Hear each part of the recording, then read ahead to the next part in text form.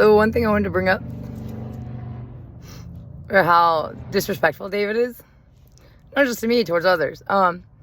The entire island complained about this before I ever even met David, Saints thing.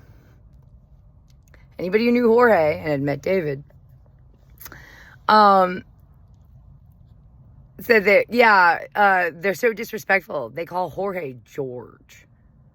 I was like, really? Yeah, well, like, okay, so George is the English version of Jorge, but it's still, his name is Jorge. It's pronounced Jorge. Unless you can't pronounce it, you should pronounce it Jorge. And when very first time I meet David in the barn, Jorge was right there. He calls him George. George here is telling me. I was like, damn, he does. He calls Jorge George. George of the jungle. How freaking rude can you get, dude? Okay, David. Okay, Davida. Can I call you dude, the way that creepy machine in 2021 calls you? What are you doing, Dave? Why are you calling me George, Dave? My name is Jorge, Dave. Davida. What a jackass you are, David Saint saying. Yeah, so that's how shitty he is. He hires illegal immigrants and brings them in and pays them next to nothing. And a lot of them don't even know if, like, they're going to even, like, get paid because they're on back payment. And they're just like, I hope they give me something before I go home. And muscle all the locals and citizens out of their jobs. And they need those jobs just as much. They have families too. And, again, if there were superfluous work, fine. Give it to the immigrants. But there isn't. Lots of locals need jobs right there. It's out in the middle of nowhere. The locals really need those jobs. Like the closest town with anything is like an hour's drive away. The locals really need those jobs on that island. Yeah. And you violate their human rights.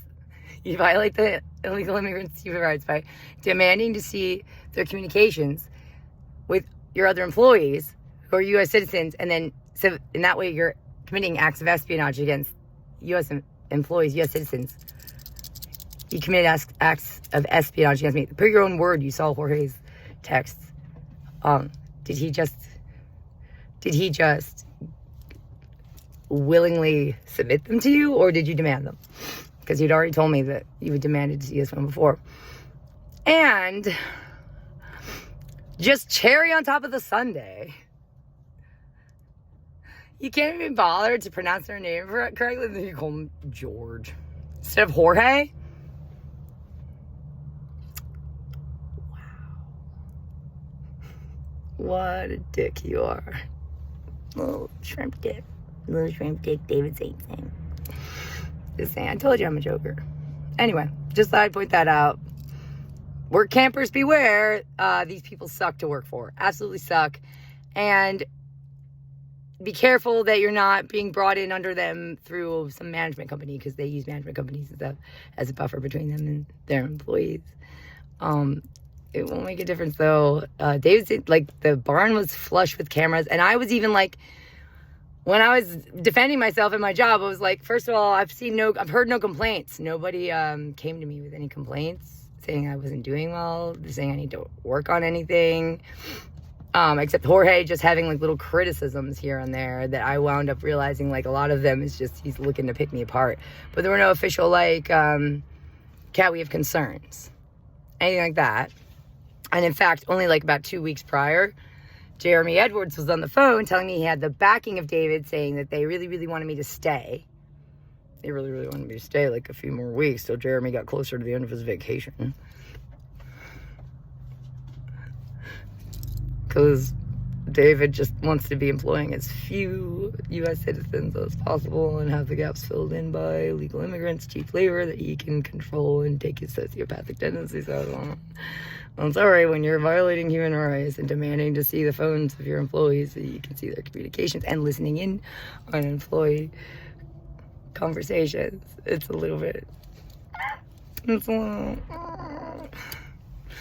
Oh, and everything is recorded, should be recorded in the barn. There's cameras up everywhere, except the one camera that's in the back of the barn. I was told by a few people that David kind of set it up so that it's blocked by the porta potty. He meant it to happen that way.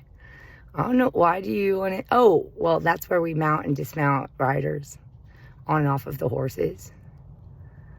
That's where rides come in off the dunes and go out on the dunes. I mean, obviously, I don't think there's going to be anything out in the dunes to record anything goes wrong, but, like, the camera that might record anything going wrong while riders are on the horses out back behind the barn is conveniently blocked by the porta potty, or was for the full 3 months that I was working there, and I was told that that was not by accident. It was not convenient. It was, like, it was designed, by design.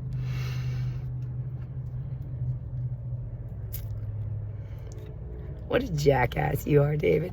So, yeah, riders, if I were you, I really would not be signing David's responsibility for your life completely away. Because he does not take it seriously. At first, I thought he did. But no, he doesn't. At first, I thought it was just Laurel Halley that was, like, the narcissist in this situation. But now, it's like I walked into a snake's pit. Laurel Halley was just...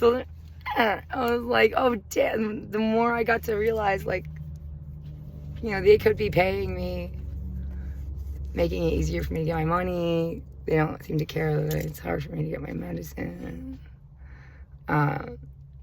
It doesn't look like they're doing the best they can for this barn or the horses. They should have more resources than this. If they don't, like, why would they take on this kind of project if they don't have the money that it requires that they need to put into it? It's like, sounds like they're getting a little bit out of, like, above their heads, out of their league. Maybe they just should have stayed focusing on High Point. I don't know.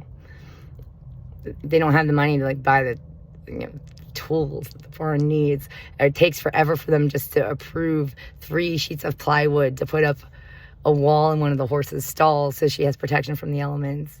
Or, you know, he's making it clear to some of his employees that he's very cheap, and to avoid asking for much that might require money, like, or saying anything like, this horse might need a vet.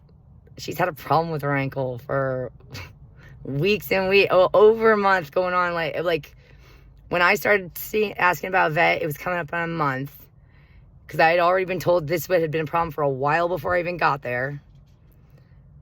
And it still wasn't completely healed by the time I left in, like, at the end of the 3-month period of time. It was still a problem, like an ongoing cycle problem. And she, as far as I saw when I was there, she didn't see a vet for it at all. The vet came in to see Faith about colic. And that was it. So, David. I can't believe you called him George. Ugh. Everybody was like, yeah, they call him George. They're awful. You are awful.